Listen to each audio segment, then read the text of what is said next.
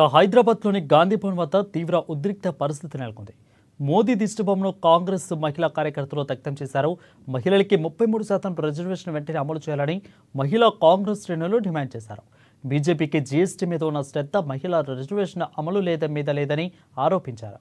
ఇక మహిళలపై జరుగుతున్న దాడుల విషయంలో మోదీ నోరు విప్పాలని నినాదాలు చేశారు.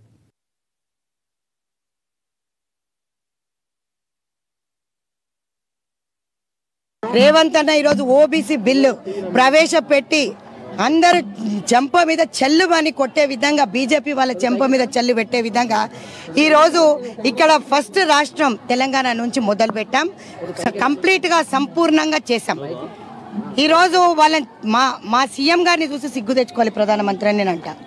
ఎందుకంటే మహిళలను మోసం చేస్తున్న బీజేపీ ఇక్కడ నుంచి 8 మంది ఎంపీలు ఉన్నారు, కానీ ఎవ్వరు కూడా చిత్తశుద్ధి లేదు.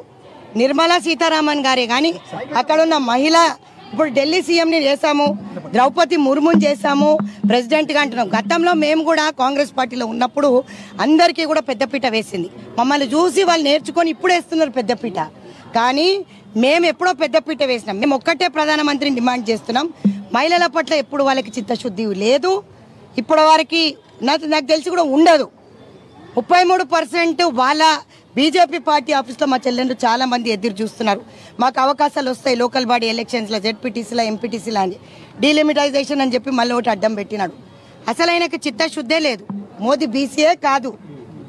వాస్తవంగా అగ్రకులాల నాయకులందరూ కూడా బీసీలను అణిచివేస్తున్నారు.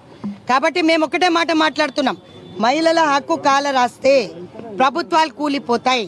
సో అదేవిధంగా ఈరోజు చిన్న వయసులో ఉన్న ఒక ముఖ్యమంత్రి వాళ్ళకి చెంప చెల్లు పిడేలనే విధంగా ఈరోజు ఓబీసీ రిజర్వేషన్ ఇక్కడ చేసి ఢిల్లీలో ఆయన పేరు చాటుకున్నాడు.